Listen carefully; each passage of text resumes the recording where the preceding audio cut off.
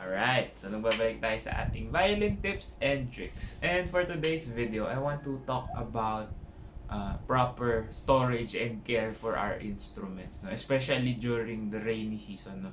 I think I've done a lot of videos on this pero kasi it's been a few weeks tapos ang dami kong nakikita ng mga friends ko, colleagues, even my students and yun nga, friends and colleagues na nasira yung instrument nila because of the weather. And ano nga ba yung mga possible reasons why these things happen, no? A lot of people have broken off necks, natanggal yung mga neck, nag-open yung mga seams, bumagsak yung fingerboard. Literally, it's all because of the weather and the climate that we're in. And we can actually control these things pero kailangan lang maging aware muna tayo what is essentially happening. Bakit nangyayari ba yun sa mga instruments natin? So first things first, the violin is a very sensitive instrument. No? Sabi nga nila, it's alive.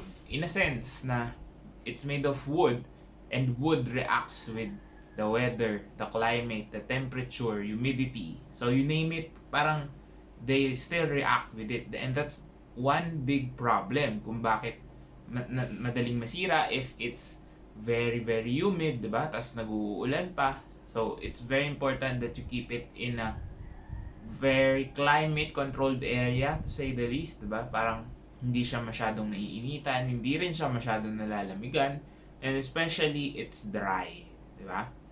Because when the wood absorbs water, it expands, and of course it's just joined in by glue, 'di ba? Naka-join lang siya with those glues, and once the seam pops up, pag bumuka siya, wala na, sira na agad, no? Of course, you need to have it repaired, and it's hard to go from one place to another, especially during this time kasi nga may mga lockdowns and the pandemic is still going on. So it's a hard thing to handle, especially if your instruments are quite expensive, no? So it's not just in buying your instruments, kailangan after nun, yung kumbaga once you're using it, you have to take care of it. And a lot of people don't think about that as much, no? Kaya ayun, yun yung nangyayari. Bigla na lang minsan pagkuha mo ng violin mo, makikita mo na sira na siya, no? Neck pops off, or there's open seams everywhere, or your sound post might fall down because it adjusts with the climate and the weather. Yeah. So ano ba yung mga easy steps na pwede mong gawin? First things first is to store it in a place na hindi siya mababasa, no? Not literally mababasa na masasplashan siya ng tubig. Of course, kailangan pati yung air na nag-circulate inside your rooms, no? So, a friend of mine said that her room was parang umuumbok-umbok na yung mga paint. So, it's a sign na merong pumapasok na moisture, unwanted inside the rooms. No, even if it's perfectly sealed, if the walls are being penetrated by water, syempre makaka-apekto yun sa instruments nyo. So, not just checking your case, but also check the surroundings of your room. Pag may mga tumutulo-tulo na, maybe tanggalin nyo muna dun sa kwarto na yun. Put it somewhere else na walang mga ganung problems, no?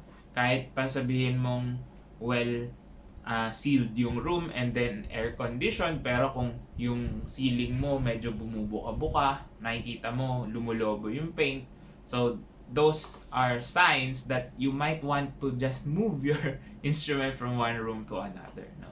And then try to check the room kasi most of the time our instruments are not out and about anymore, diba? Especially for us musicians, wala naman tayo masyadong tugtog, nasa loob lang tayo ng bahay. So our instruments are placed in a room, and that room needs to be kept safe for our instruments, no? Another thing is your case, of course. I, for one, right now, just leave my case open, and I feel that my room is adequate naman, no?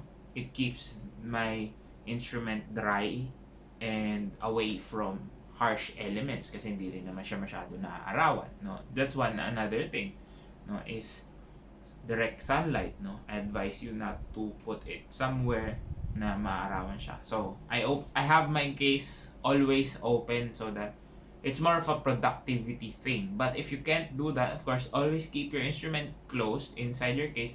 Pero bago nyo siya ipapasok sa case, make sure you wipe it dry. Even your sweat, no, can affect the quality of strings, the quality of your instrument, 'di ba? Pwedeng bumuka yung fingerboard just because of that excess humidity, excess moisture. So make sure you wipe it clean before you keep it in your case. And I would also suggest you putting silica gel.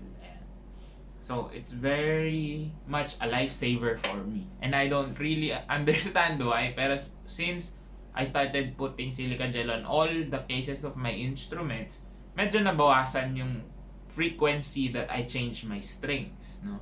Hindi na siya masyadong mabilis kalawangin, hindi na rin masyadong mabilis maputol, especially my E strings, no?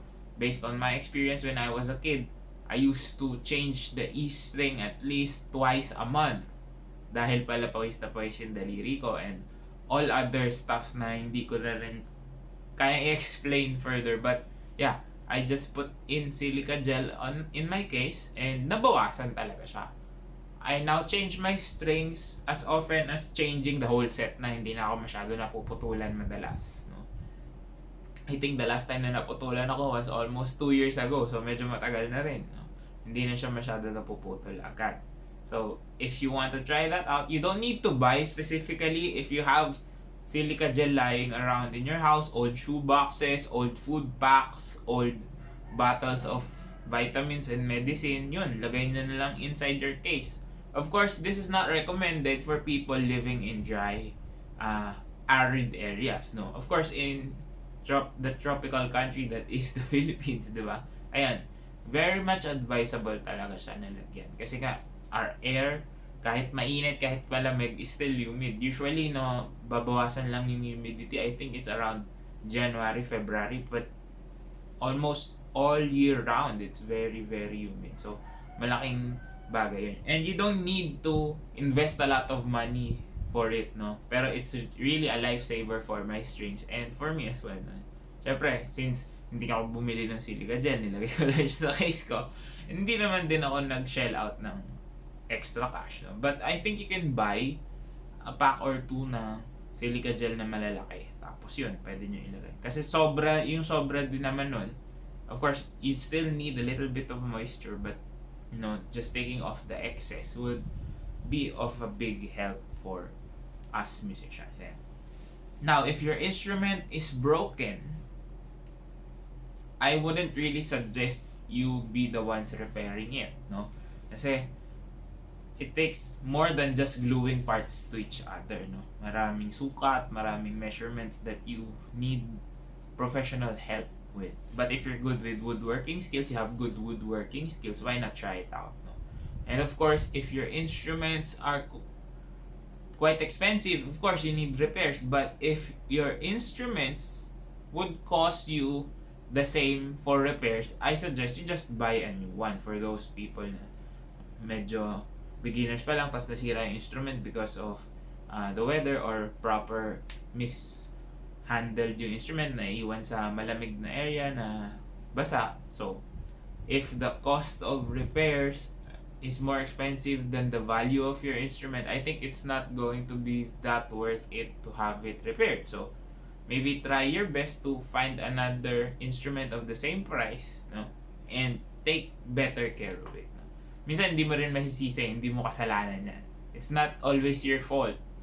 Of course, it's really a sensitive instrument to have, a violin or any other instrument that's made of wood naman talaga. Especially these small instruments kasi, yun nga, since it's only held on by glues, wala naman pako dyan eh. So, yun yung tendency. And kung nangyari man sa inyo to, I just wish next time hindi na nangyari ulit, and you know, hopefully your instruments can still get repaired, no? Or if you can buy a new one, you take care of it as well. Sana may natutunan kayo sa video na to. If you did, drop a like, comment down on this video, share this video, and of course subscribe to my YouTube channel for more content. This has been Ryan Monakil for Violin Tips and Tricks, and I'll see you on the next video.